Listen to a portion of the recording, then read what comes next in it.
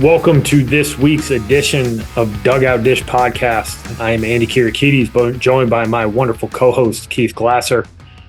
Keith, how we doing? Great, how are you? Got an interesting topic today. It's been in the news mostly because of the big leagues, but I do think it's worth a conversation to talk about youth sports, college sports, and kind of how this all applies. But the increase in arm injuries, and I don't want to call it an epidemic because I think if you break down some of the percentages, it's not like 70% of dudes are walking out there and getting TJ. I think Kendall Rogers has tweeted out in recent weeks or recently that there's been 9 or 10 established cases of Tommy John so far this season. I'm sure there's more than that because you don't have more than that. But I mean, when you think about the sample size, I don't think it diminishes the fact that Tommy John and arm injuries have increased, but I also don't want to paint this as like it's the end of the world. But I do think it's a really important topic to talk about because we got a lot of young kids coming up through the ranks, and I think that parents need to hear this. I think that coaches need to hear it, and I think we just need to have a general conversation about the topic, and we'll see where it takes us. So. Where do you want to start with this? I know there's a lot of different directions I'm sure we'll go, but where do you want to start this convo? I don't know. I don't know. There's so much going on with this that I think that, and there's no real right or wrong. Well, I think there are some wrong answers in there, right? So I shouldn't say that. I think the problem when we start talking about arm injuries and arm care and all the like is, you know, we've talked about it on here, like the unlocking of velo, I think is something that obviously has played a role. In Tommy John surgeries over the course of the last, probably 10, 15 years. And I don't have it in front of me, but I know, I think it was last year or 2 years ago, Dr. Andrews put out a thing saying that, years ago I used to just be doing major league guys, and then it trickled down to college guys, and then high school, and now I'm doing, middle-aged, middle school kids, which, that unto itself is absurd, and we can unpack that at a later date, but I do think that in part it does come from, throwing the baseball super hard. Now, does that mean that everybody who throws hard is going to blow out? No, it doesn't. And Jeff, I think it was Jeff Passan who wrote the book, the Arm. It's actually a really great book. There's no real conclusion in the book. Essentially, it kind of just says like, some guys do, some guys don't. But, there are Tommy Johns in other sports and javelin throwing and things of that nature. And, sometimes it's just the human body's not necessarily made to throw a baseball 103 miles an hour. And, I don't know the answer to when it comes to when you should be throwing a curveball and I've seen things where it's like, well, they shouldn't throw a curveball till they're 13 or 14. Like, okay, but are they really spinning it that significant at that age to where like it's putting that much stress on tendons? I don't know. I'm not a biomechanist. I'm not a doctor, but I've seen 13-year-old breaking balls, and it's essentially just a cement mixer, or it just is a gravity ball to the plate. It's not really, a sweeper, as we like to call them nowadays, or a Snapdragon slider that's being spun out there. So. I think that there's, for years there's been anecdotes, right? Like, you shouldn't throw curveballs and you shouldn't do this. And, velo is, and I think weighted balls get thrown into that discussion. And, things like drive line and tread in these places where, the people think that like, because you go there, you're going to blow out. And like, you do this long enough, you're going to have, whether or not you're an outside business that is a facility, or you're a coach or a pitching coach, a head coach, whatever it might be, like you're eventually going to run into somebody who's either had Tommy John who's in your program or will have Tommy John in your program. And sometimes, I think for years, the everyone was legitimately trying to figure out why, right? Like it would happen. You'd be like, what did I do wrong? What did this kid do to try to mitigate that risk moving forward? And I think that we've kind of, as an industry moved past that a little bit. But I do think that, I'm on a little bit of a tangent here because there's so much going on, but, I do think the unlocking of velo plays a role. I do think throwing a ton of pitches at a super young age eventually plays a role. Like, I'm not necessarily a believer that your arm only has so many bullets in it, but I do believe in wear and tear. And 9-year-olds throwing 125 pitches is absurd. And frankly, if you're a 9U coach trying to win championships and throwing kids 120 pitches, like it's a disgrace, honestly. Like, because there's not a college coach in the country who might recruit your kid who gives a shit that your kid won the 9U championship and threw that many pitches. Nobody cares. I never recruited. Like, you could ask every college coach in the country, like, they don't recruit guys like, oh, you're good at 9? Cool. Yeah, I don't care. So, like, it's more for the parents, I think, from those situations. But, I do believe in the wear and tear aspect, and even in high school, I think that you hear nightmares about it. And I think, you saw it when you played in high school, and I did too. Like, they don't have 13, 14, 15 arms like you do in college, right? Like, but you have guys that will throw, and then like they're not on a regular throwing plan. They're not throwing bullpens regularly. And then they go out and, they'll just throw them like 90 pitches. It's like he threw 40 4 weeks ago. He's throwing one bullpen. Now we're throwing him 90. Like, that stuff eventually adds up to the wear and tear part too. So, I think there's a lot of, misinformation, a lot of, non-education, and then just, poor decisions / unfortunately to say this, like, naturally it can happen. So I think there's a lot of things that go into this, and we can kind of unpack all of the stuff that I just threw out there. So I'm sorry on the front end of this, but I got on a soapbox and I got going. So I'm sorry. I think one of the things before we dig in, so I do have some data pulled up that's interesting to talk about. We can put some of this stuff in the show links so that people can read it, because there's some pretty accessible articles by some pretty reputable sources. But here's another thing that I have with this, a problem that I have with the conversation around Tommy John and arm injuries, is that I think there's a ton of confirmation bias. And the reason I say this is because a lot of the conversations that I have with people is they want to point it to one specific thing. Like, oh, if you throw weighted balls, you're going to get hurt. Well, like, I know some guy who threw weighted balls and he got hurt, and that's the reason that he got hurt. It's like, okay, well, let's take a step back and let's look at this from a logical perspective. The number of kids that now incorporate in major leaguers that incorporate weighted balls into their throwing routine in some way, shape, or form, it's a really high percentage. So when you break down the numbers from an injury perspective, to just be able to draw a straight line to kids are using weighted balls now, I think that's a little bit of a misinformed take. Now, if you use them without supervision and you don't have a plan and you're not doing the drills properly, like, yeah, you're probably increasing the likelihood that you're going to get hurt. And I think you see this when it's like, well, don't go to that facility. Everybody who comes out of there gets hurt. So just because you knew one person who worked at a specific facility who ended up getting hurt doesn't mean that everybody in that facility gets hurt. In fact, it's probably the exact inverse. The vast majority of these places, I do too think a good job of preparing guys and helping them get healthy. So I don't think you can point it in that specific direction. The other thing that was interesting, and this is a conversation I had with a good friend of ours, is, and he posed the question because he's a really good thinker, is who made the decision that 5 ounces is the proper weight for us to throw all the time? Like, who's to say that throwing a 7-ounce ball isn't actually healthier for your arm, or throwing a 3-ounce ball isn't healthier? We just throw a baseball that happens to weigh 5 ounces. So we assume that that's the weight that we should be consistently throwing. And I think that's another thing that you have to think about when you're walking through some of these situations and you're walking through these conversations, is that it's complicated. Now, I do think at the back end of this, at least in my mind, I have a few things that I will hang my hat on that I think are really important, specifically for youth kids.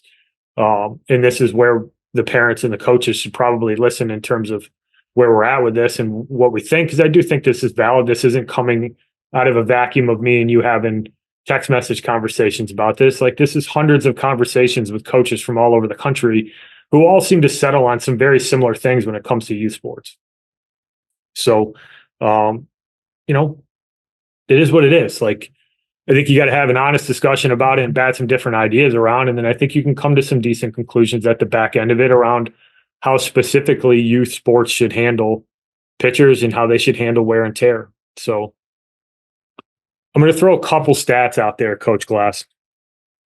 So I pulled up a study from the National Library of Medicine, more specifically the National Center of Biotechnological Information. Yeah, I'm out here researching.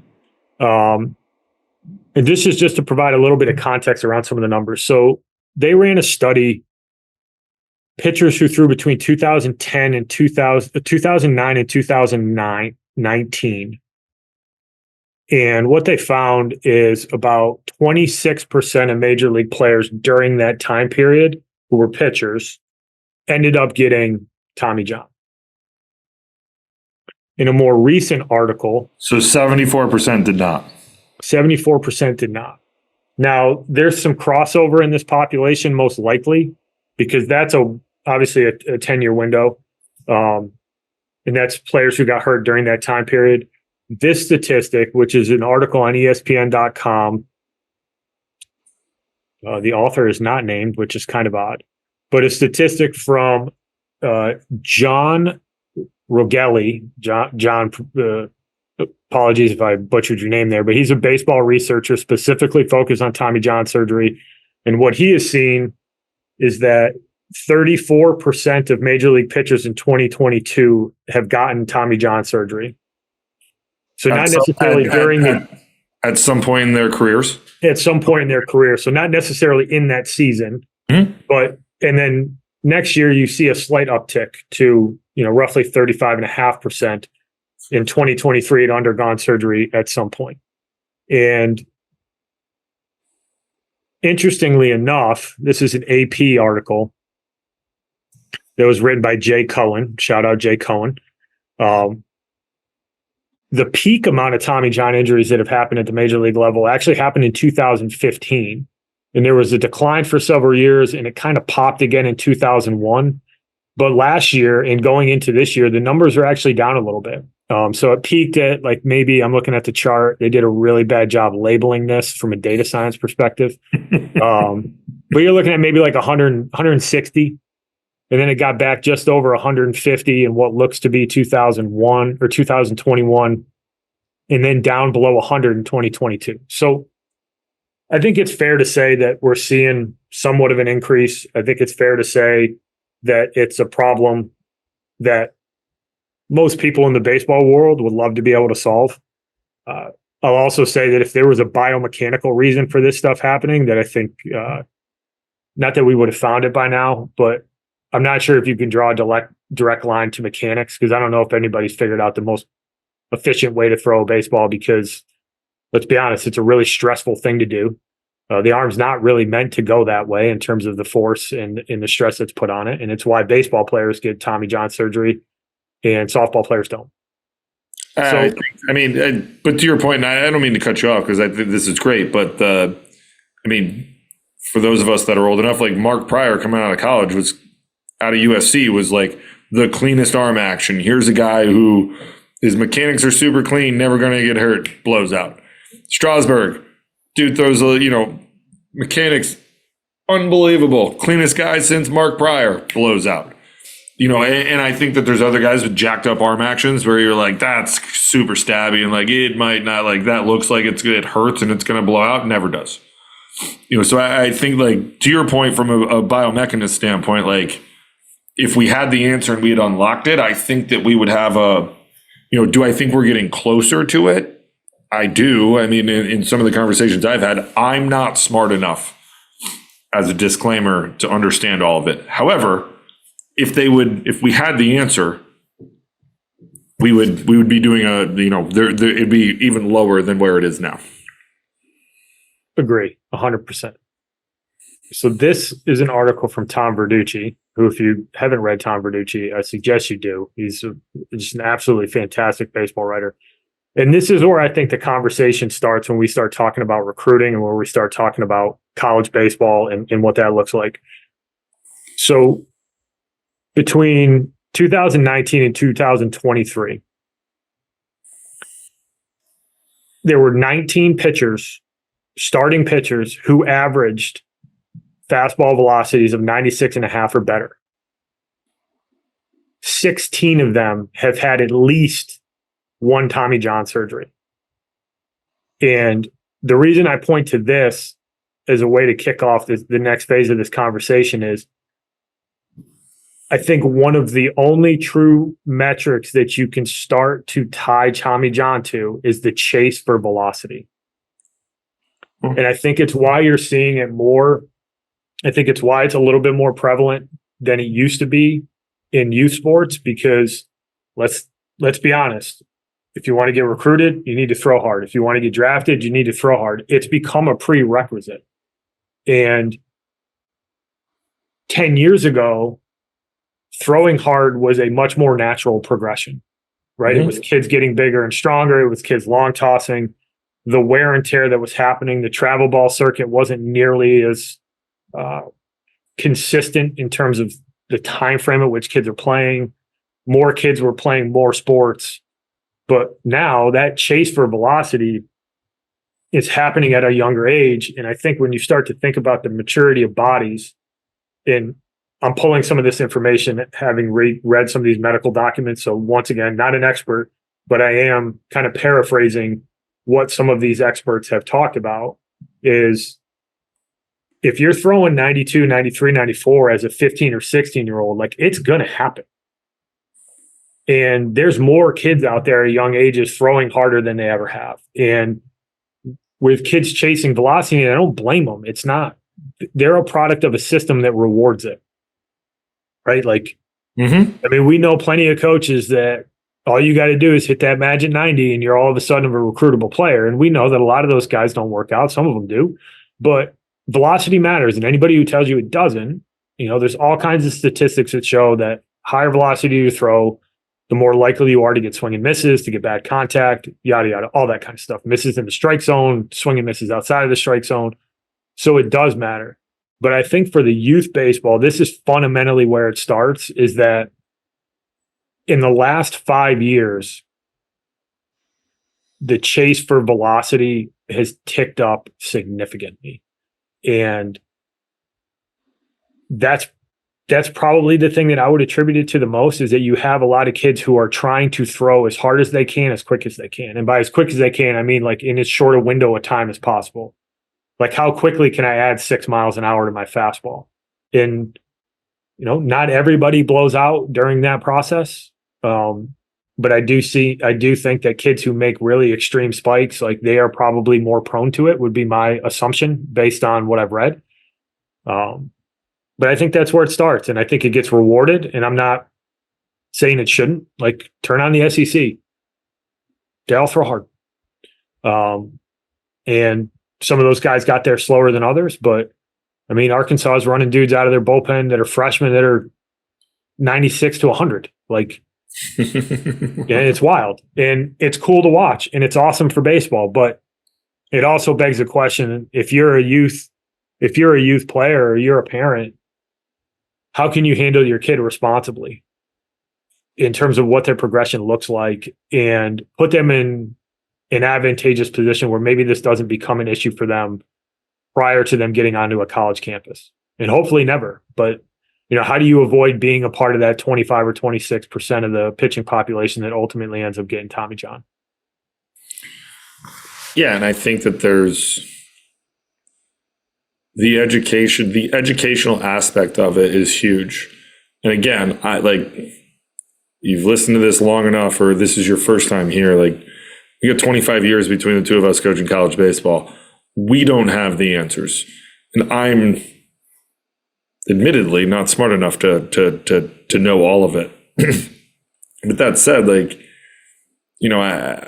if you're a parent of a youth player, like there's there's the protection aspect of your child. But I think the other is like you can probably, I would say I would attribute some of this to the year-round throwing of everything that's going on. The facilities and such that are, and I'm not knocking the facilities, but if you're 12 or 13, like you shouldn't be throwing a baseball 12 months out of the year. Like you got to shut down and let your body recover a little bit. Like the best and this is where like the argument breaks down for me with people. And it's like, well, velocity doesn't matter. I mean, look at Greg Maddux.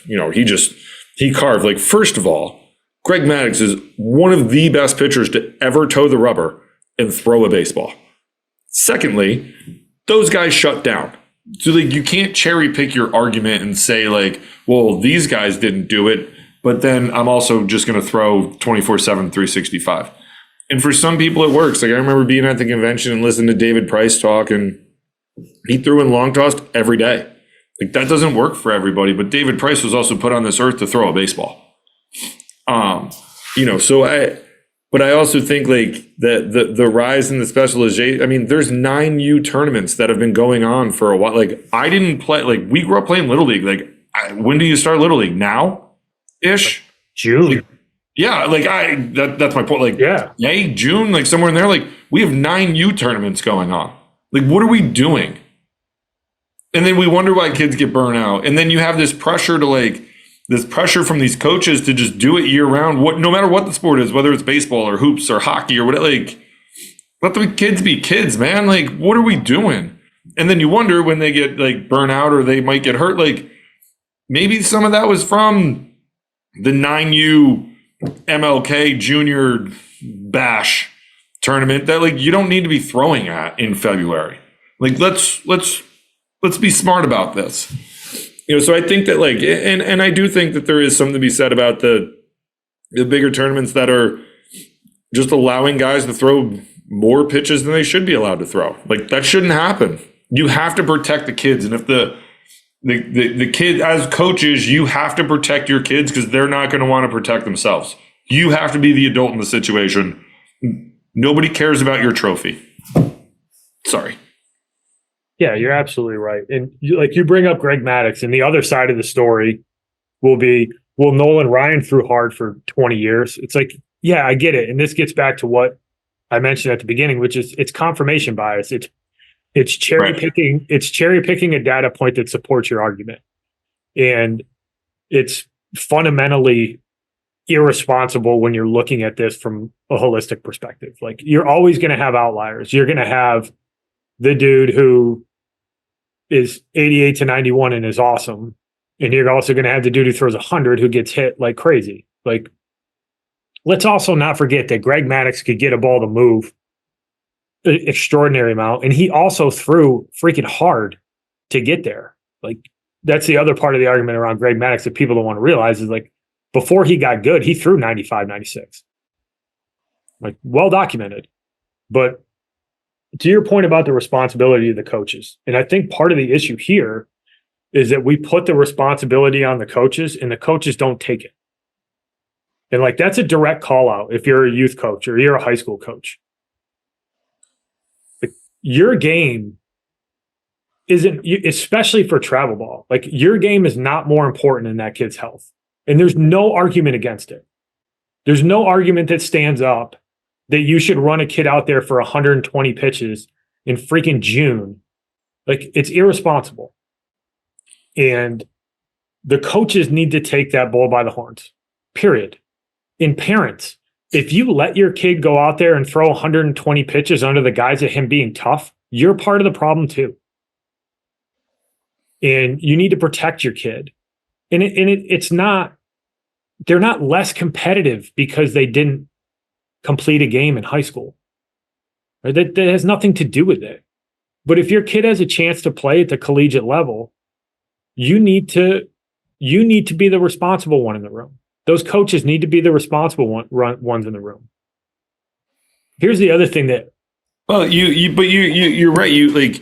But even college coaches, the vast majority of them are going to protect their players from themselves. And for a couple different reasons. One, like, it's just the right thing to do. And like, look, like as coaches, like we want kids who want the ball, right? But like as a coach and adult, like you have to see the bigger picture. Like that Ryan Yerby, and I've said this before, Ryan Yerby, his junior year, he had a forearm issue and couldn't grip the baseball and was trying to pitch through it. And I went out to the mound. I was like, yo, what is going on? And he's like, I can't grip the ball. I haven't for like 2 innings. And like, it started the inning before. It was the second inning. And like, it started at the end. And I noticed like, this is weird. It's not coming out as clean. So he didn't throw well to the first hitter. I go out and I'm like, yo, what's going on? He's like, I can't really grip the baseball. I'm like, okay, how long is this going on? He's like, about 3 hitters. I'm like, I need to know this, right? So like, we shut him down because at the end of the day, one, he's our best pitcher. With 2, like, I need you healthy at the end of the year. I don't need you healthy at the start of the year. And any coach will tell you this, like, yeah, we want to win games. 100% we want to win games. But what matters is being able to be healthy to make a playoff push. And winning 2 or 3 games on the front end of the year isn't necessarily going to determine where you are in the back half of the year. Like, I need to win the games that are important with our guys. And I need you healthy for that. And then the other part of it is, like, you're paid to win games. So, I know I'm contradicting myself a tad bit here, but if I don't have a healthy team on the back end of the season when it matters and I'm in a playoff push, like it's all for naught. Like winning that non-conference game at the start of the year doesn't matter. I need to win conference games and get into the conference tournament and make a playoff push there. So, not to say you're giving them away, because you're not, but you need to be able to see the bigger picture. And the flip side to it is like, if he gets hurt as a junior or sophomore, he might not ever be able to throw again. And that doesn't do us anything. That does the kid no service. It does the team no service. Like, and then, if you start leveling up and guys might be able to play professionally and do those things, like those go out the window because you want to win a Wednesday midweek and throw them 120 pitches instead of 90. And that's absurd, in my opinion. But I think that the vast majority of college coaches feel the same way. And I think the other part of it that gets lost in this argument is, you see the overall number, right? Like, hey, he threw 120. Like, that doesn't count what he threw in the bullpen. That doesn't count in between innings. That doesn't take into account every single thing that was thrown. Like, he probably threw 40 in the bullpen. Now we're up to 160. Yep. If he threw 7 innings, it's another 35. 6 times 5 is what, 35? Yep. Or 30? And then you have 30 plus 8. There's another 38. There's another 40. We're up to almost 200. And that's not even counting his pregame before he gets on the mound stuff, where he long tossed and he threw a flat ground box drill before he got up on the mound.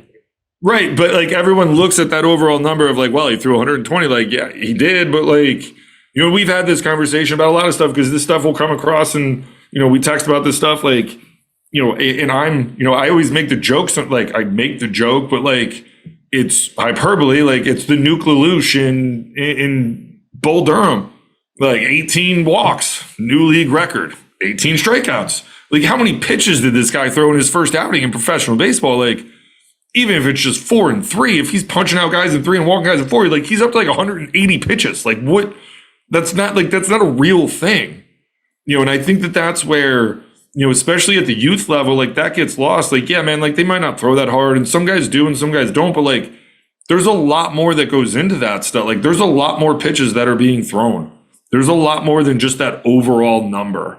And, and I think like it's something that, I don't necessarily have the answer. I guess I suppose I have some ideas, but like that's where, I think it gets lost on people. Who are like, yeah, he threw 120 pitches. Like, yeah, but he also threw 40 to get ready and another 40 in between innings. Like it's 165 pitches really, or 200 pitch, whatever, because it's another 80, so you're close to 200 pitches that day for what?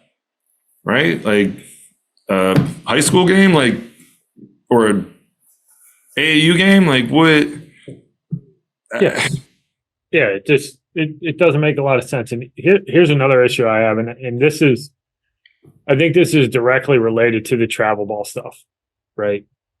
and yeah, I'm just going to speak honestly about it. Like the way these tournaments are set up and the way coaches try to win these tournaments is part of the problem, right? Mm-hmm.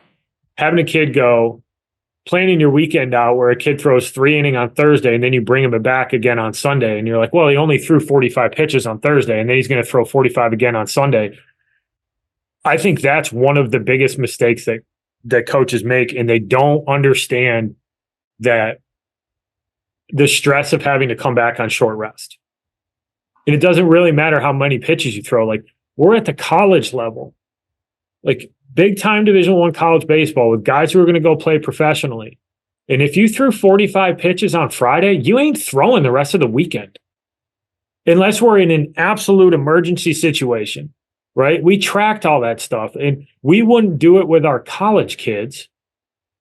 What makes you think it's okay to do it with your 15-year-old? Go get more freaking pitchers. Like you want to make more money. You want to like go get more guys to throw on your team instead of showing up to the tournament with 7 arms.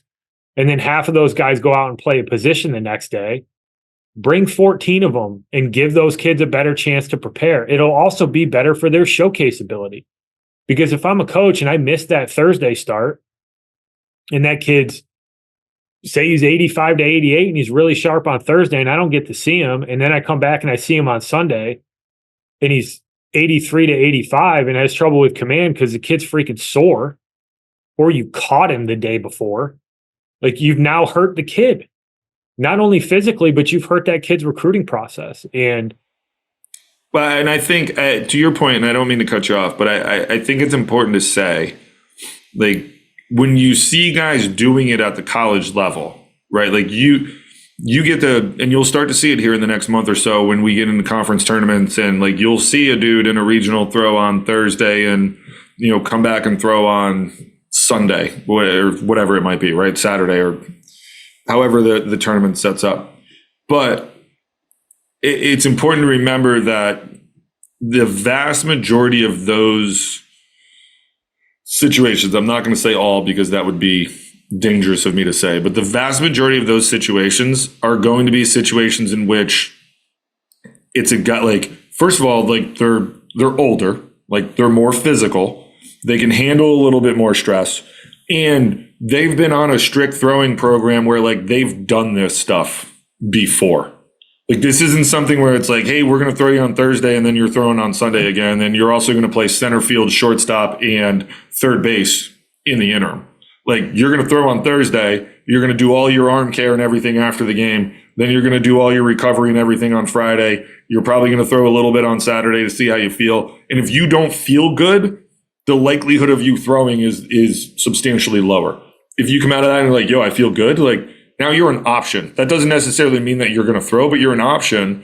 But like those guys have trained for this in that, like in these moments, like we're talking about at the college level, like they're college kids, they're more physical, and they've trained to do this where like they're only pitching. They're not going and playing shortstop or catching and center field and doing all this other stuff for another handful of innings and then trying to get back on the bump. Like it is strictly set up for them to be able to recover as fast as they can and then get back out. And it's something that I think that it's an important distinction to make because like, and we did it when I was coaching, like in the fall, like I would throw, and it's limited pitch count stuff, but like I would throw guys on back-to-back days in the inter squads because I wanted to see if they could do it.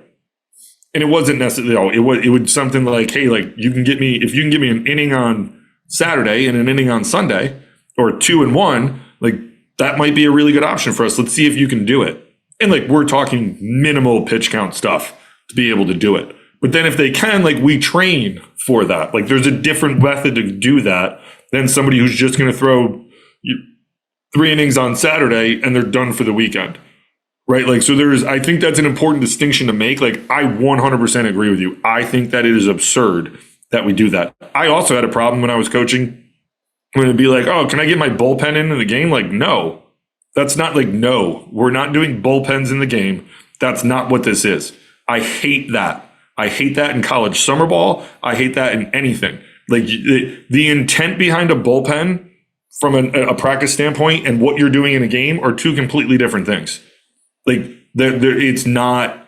Nobody can tell me like I don't like. I will argue with Matt Hobbs about this. I do not like it.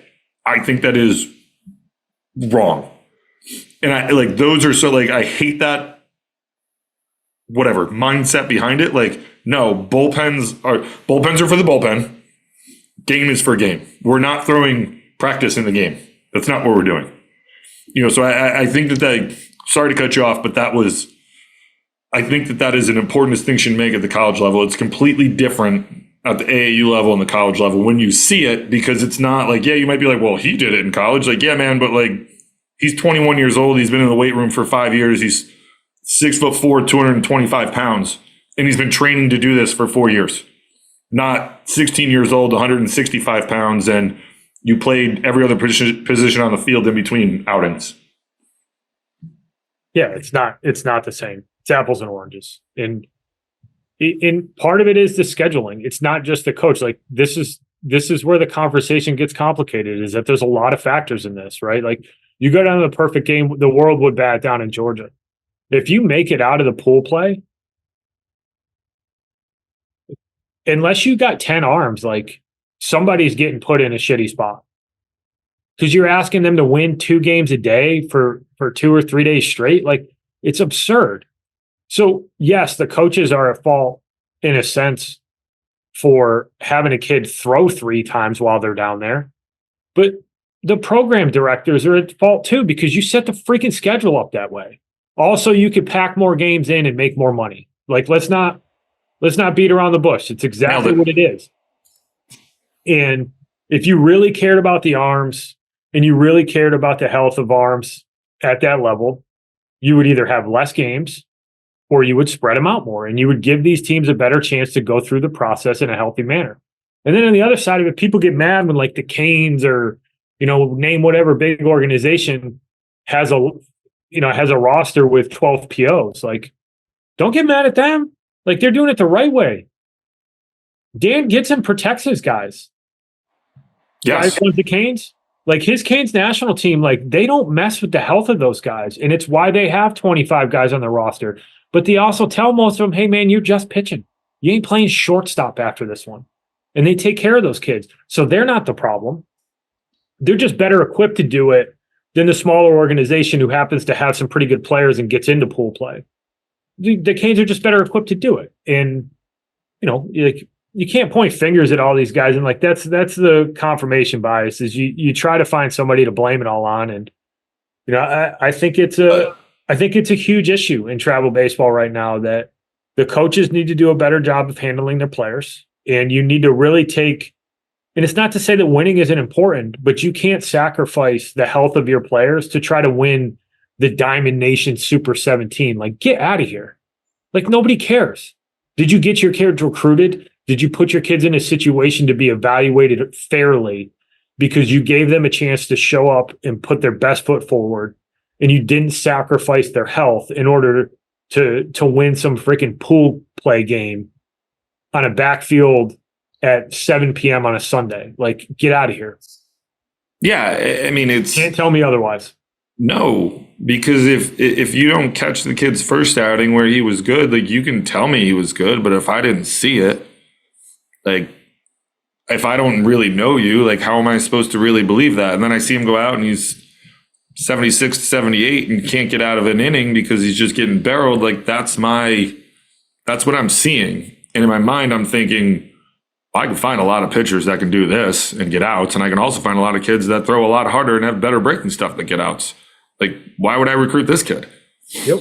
And I think it's, you're right. Like it falls on the organizations. It falls on the people who run these tournaments. Like, and we grew up in an era where we didn't have this stuff. There was no Diamond Nation. There was no NEBC. There was no baseball heaven. Like that stuff didn't exist when we grew up. Like, and I saw something the other day about Legion Ball. I'm like, that's a completely other topic. Like whatever.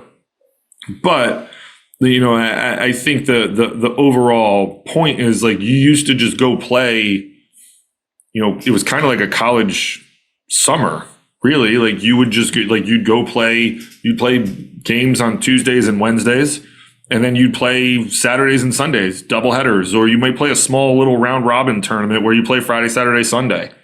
And it wasn't what this was. Like, I remember going and playing TCB baseball over in Connecticut, and the Connecticut Blue Jays and Brooklyn Youth Service. And I mean, Youth Service had dudes, and Bayside Yankees with Mark Cassetta. And they had guys.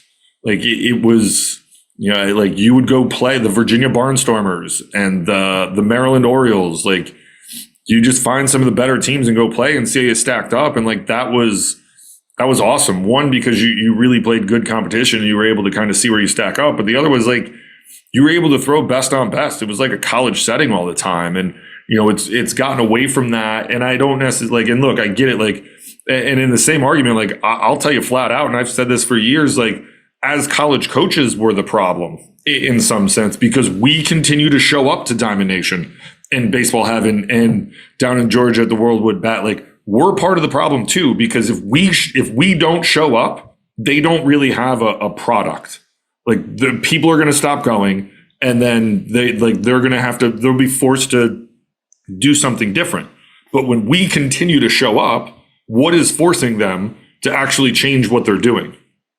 Right? Like, they're like, why are we going to change what we're doing if it's not the old adage, if it's not broke, don't fix it.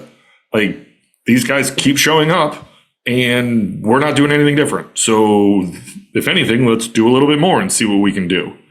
And, so like, to your point, like, there's a lot of moving pieces in this, and not everybody is clean in this entire argument, right? Like, it's the youth, it's the high school coaches, it's the AAU guys, it's the people who run the tournaments, it's the college coaches. Like, it's everybody has some sort of a piece in these issues.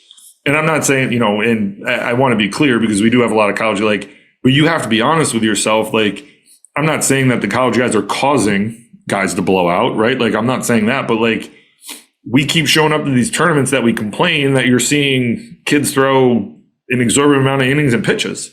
Like, don't show up. Go to a different game. But it's not going to happen because the vast majority of us don't have giant recruiting budgets like you have in the SEC or the ACC, where you can just go to one-off games and see a bunch of guys play. Like, you are going to show up because you can split a hotel room and sleep with 4 other coaches, because that's what happens in college baseball when you recruit, and see 50, 60, 70, 80, 90 teams and watch all those games. And because it costs you astronomically less to do that than it would to go watch a bunch of one-off games all summer long. But I'll add to this, because I think you're right. But I will say that most college coaches, like, I'll use Worldwood Bat as an example. Most college coaches dip out once they get out of the first round of the playoffs, because they know exactly what's going to happen. Right. They're like, I don't want to see that kid throw again for the 3rd time this weekend, because I know what I'm going to see. So I'll give some guys credit there. But yeah, like, the coaches are a part of it. I don't think that they're the ones to blame, but like, to your point, like, there's a lot of layers to this, and there's a lot of reasons that you see some of the stuff happen in travel ball. Yeah, I want to be clear. Fundamentally, it's driven by the desire to get recruited, just like trying to throw hard is the driving factor in getting recruited. And I want to be clear, like, I'm not laying the blame at anyone's feet, because I don't, like, there's far too many, again, moving pieces in all of this. Like, I'm not laying the blame at anyone's feet. Yeah. But, like, I think it would be naive and misguided. I think we should dump it all on one college coach, just to be fair. Like, who do we want to dump this on? I'm pretty sure it's just their fault. I have there's so many factors, and like, that's what we get back to the confirmation bias and trying to find one reason why this happens. Like, oh, well, guys are throwing med balls. Like, they're going to blow out if you throw med balls. Well, I would actually say that there's, of the number of guys who throw med balls, and you could talk to guys who are way more nuanced in this particular mechanism of training than we are, but I know a lot of pitching coaches who don't use med balls to get guys to throw harder. They use it as part of their arm care routine, and they use it to retrain quality patterns in the way kids throw. So I think there's also a misconception that everybody just picks up a heavy ball and throws it as hard as they can, and then they pick up a light ball and they throw it as hard as they can. Like, it's a lot more dialed in and measured than that, right? So I hate to point the fingers at one specific thing, because I don't think there's one thing. With that being said, I think we can both come up with some general guidelines. If you're a parent or you're a coach, I think there's some things specifically at the high school level, and you could go even earlier than this because it's wild. Some of the stuff that I see that gets posted about, to your point, like 9U and 10U tournaments. I think there's a couple things that me and you probably agree on that can be used as guidelines to try to keep your kid healthy, try to keep them happy, try to keep them engaged, and try to keep them from getting burnt out. And first thing for me is play another sport. Mm-hmm. And it's not, for me, this isn't just about putting down a baseball, right? Because you can still hit and take ground balls if you play basketball. Like, let's not get it twisted.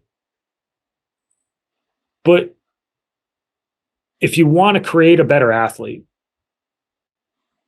baseball is not the sport to focus on, because it's limited movements. I mean, shit, we only turn left. What is this, NASCAR? Yeah.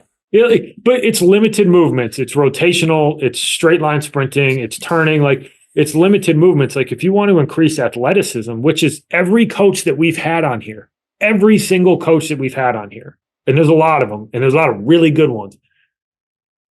Foundationally, they want good athletes, because good athletes can play defense. They can create bat speed. They can throw hard. They can throw strikes. Like, good athletes win.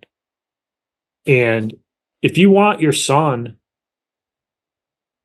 to be a good athlete, let them play other sports. Not only is it good for them to get away from the baseball field, but you're going to train them to do other stuff. Basketball is going to train you athletically in a completely different way than going to the gym and doing a bunch of box jumps is.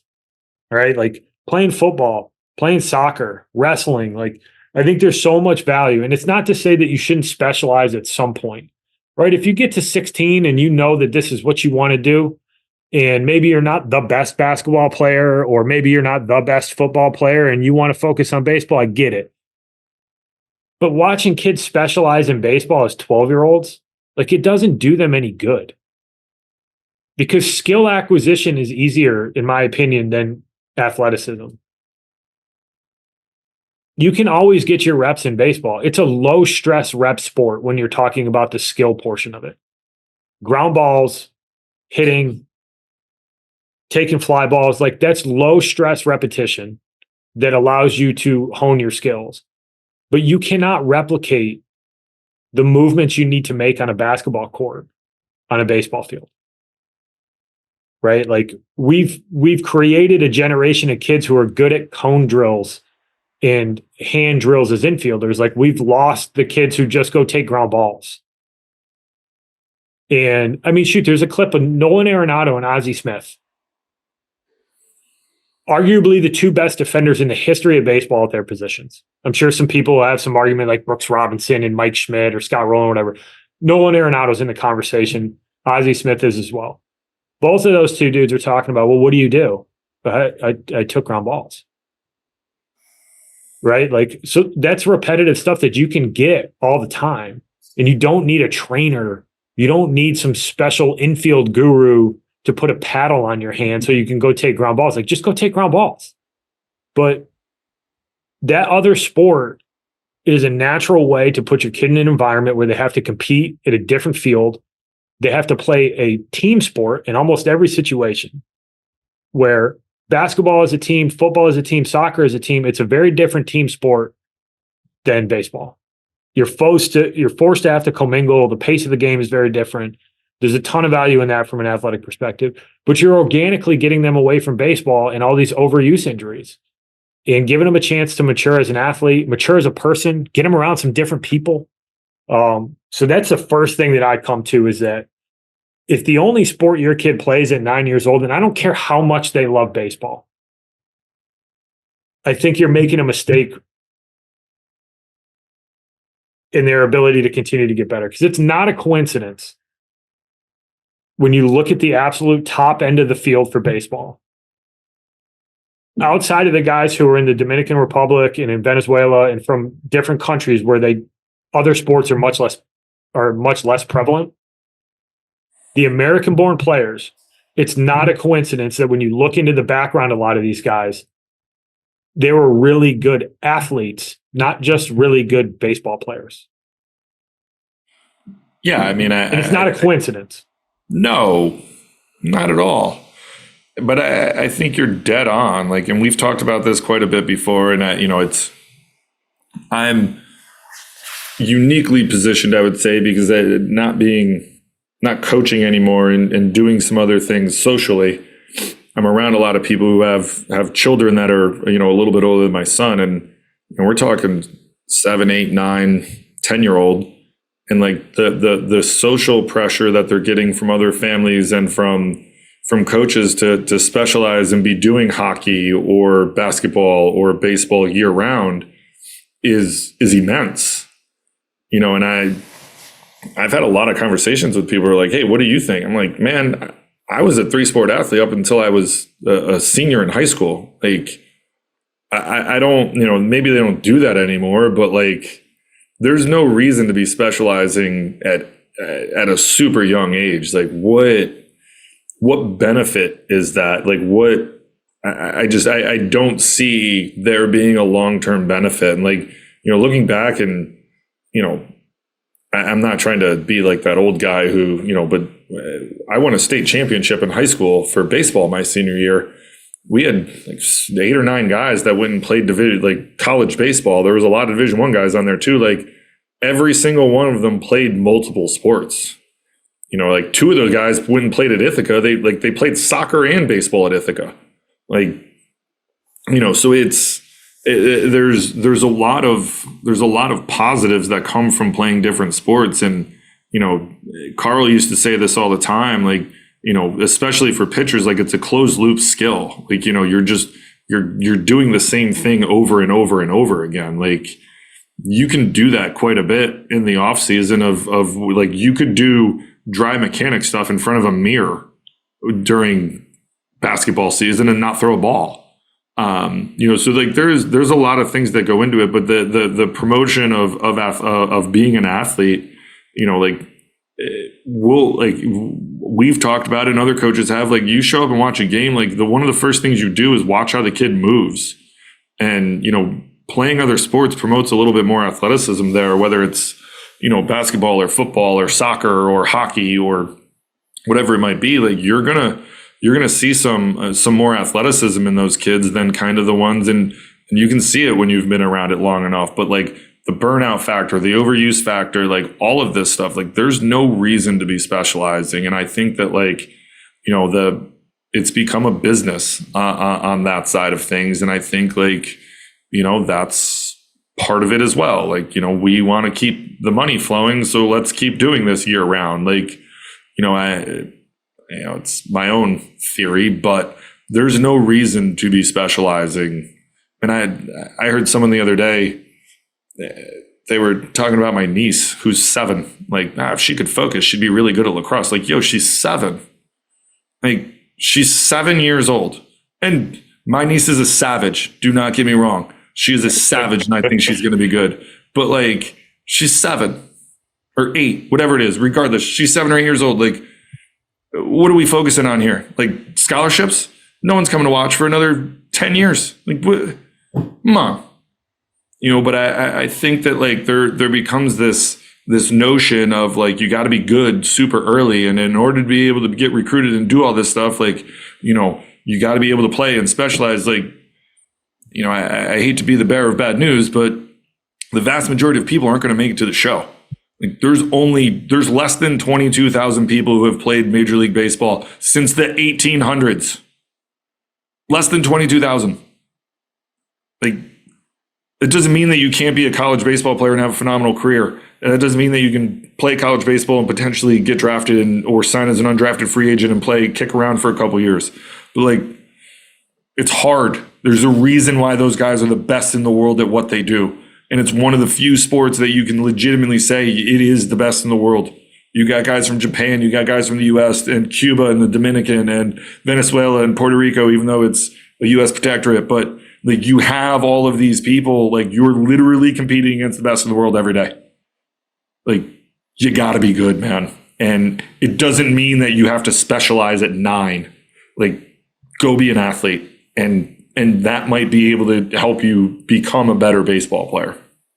If it's baseball, right? Like, you could be listening to this and your kid wants to play hoops. Like, same thing. Don't specialize in hoops. Go play other sports. Yeah, I think it's huge. The other thing I would implore parents to do is you need to be the adult in the room when it comes to monitoring how much your kid is throwing. And I think time between throwing is really important, especially for young kids. That you don't need to pitch on Thursday and then pitch on Sunday. Like, let them go out, let them compete, make sure that you're monitoring how much they're throwing. And you can prevent some of that overuse stuff because it does compile. I think it's probably a fair assumption to say that, you know, maybe not all throws are created equal, but if, you know, those days where they run a 14-year-old out to throw 125 pitches, like, you can't tell me that somewhere down the line that game isn't hurting that kid. I think rest is really important during the season, and just make sure you're monitoring your kid and make sure that they're communicating with you, because it's, you know, you gotta look out for your kid, and you got to make sure that these coaches aren't going to put them in a situation, because a lot of times what happens is that you get a young kid who's pretty good, and the coaches just want to throw that guy because you're going to get a win every time. And like, sometimes you got to step in and be like, hey man, you threw Thursday, you're not throwing on Sunday. No. Like, you threw 100 pitches yesterday, you're not catching tomorrow. Like, maybe we DH, maybe we play first base. Like, these are small decisions that I think that parents should be a part of. And I think coaches, you gotta, and I'm talking more youth coaches, not college coaches, but you have to be cognizant of this stuff. And it's your responsibility to protect these kids. I really, truly believe that. And at no point should you sacrifice a kid's health for a win that's meaningless. Like, it's irresponsible, it's selfish, and it's ego driven.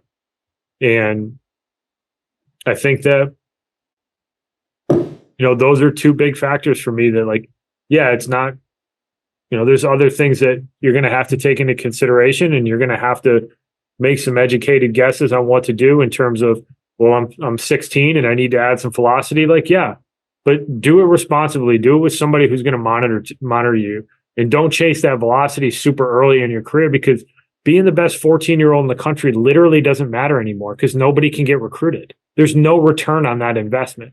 And it's not to say that you shouldn't strive to be the best 14-year-old, but you shouldn't be trying to throw as hard as you can as a 14-year-old. Like, how about let's get good at throwing strikes?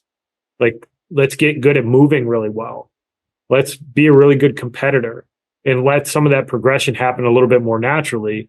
And I would have to make the assumption that you're less likely to get injured if you let that progression happen a little bit more organically, instead of trying to put it on fast forward at an early stage in a kid's development. Yeah, I don't have anything to really add to that. I think that it's pretty straightforward. Like, I think that you need to be an advocate for your kids, you know, and I do think, like, especially in a lot of situations, like, kids aren't necessarily, they're learning to be advocates for themselves. And I think sometimes it's super hard for them to say no to an adult or even a coach. And that's where you can end up in some issues. And I think that that's where, you know, having those conversations, and look, like, you know, there's a completely, and I do think, I guess I do have something to add. I do think that sometimes parents are, what's the best word to say? I don't want to say scared, because that's not the right word. I think that they're worried. It'll come to me. They don't want to necessarily get in the way of the coaches, for fear of, like, when their kid gets recruited, the coaches are like, well, their parents are, you know, they're a nightmare. they're tough to deal with because you're being active in your kids' protection of their arm and such. When that's not necessarily, there's a difference in advocating for your son and helping them advocate for themselves that they need to be like healthy and such, and questioning everything and being a pain in the butt. Those are two wildly different things.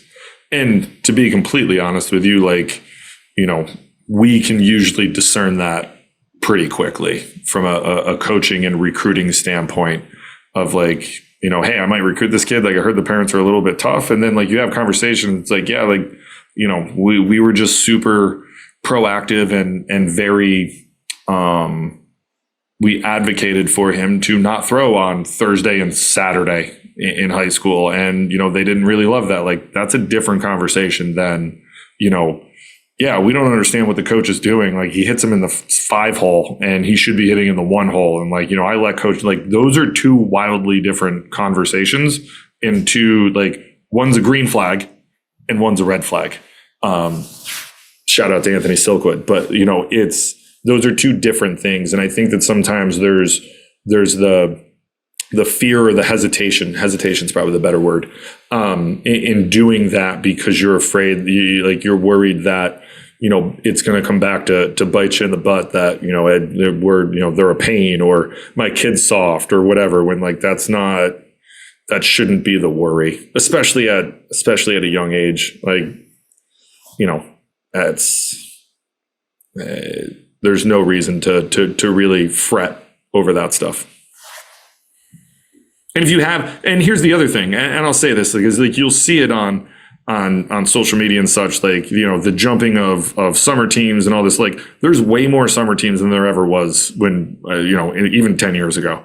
But I do think that, like, if you're in a situation where it's not like safety and not, overthrowing and all this stuff is not a priority, like, you should absolutely go look elsewhere to try to find something where your son is going to be, put in the best situation, not only for himself, but to be recruited. Like, if you're not finding that where you are, like, let's face it, we've talked about this before, like, it costs a lot of money. Like, if you're paying for something and you're not being protected and you're not being put in an advantageous spot to be recruited, like, you should absolutely take your money elsewhere. Like, that's the beauty of the free market system. Like, you can leave, and sometimes it's not, sometimes it's not because of, playing time or, whatever. Sometimes it's because I'm not being protected. Other times it's like, we never practice. Like, we only play 20 games and that's it. Where, another organization's like, yeah, we play 30 games and we practice 3 times a week. Like, I would go to that place. I'm going to develop a lot more over there. Like, there's something to be said about that. So I don't think it's necessarily that negative. Now, if we're jumping 7 teams a year, like, maybe some red flags there. I think the big takeaway there is just be an advocate for your kid. And it doesn't mean that you need to overparent or you need to over criticize a coach, but if your kid's not being protected, they're not being handled appropriately, like, there's some really basic fundamentals here. Like, it's not hard to count pitches. It's not hard to look at a schedule and go, no, they're not throwing Thursday and Saturday. They can throw Thursday or Saturday, but like, they're not throwing both of those days. Like, it's reasonable. And if you have a coach that pushes back on that, you need to go somewhere else, because they don't care about your kid. It's that simple. They can say that they do, and they'll tell you, we're talking to college coach or whatever, but if their actions don't speak to that they have the best interest in mind for your kid, then that's all that matters. The words don't matter. It's the actions those coaches take. And if they protect your kid, they'll understand. Like, it's that simple. So, anything else you want to add on this topic, Coach? We got pretty passionate about this one. I think I don't know if there's no one easy answer to this, but I think there's some stuff that parents can do and players can do to help prevent it.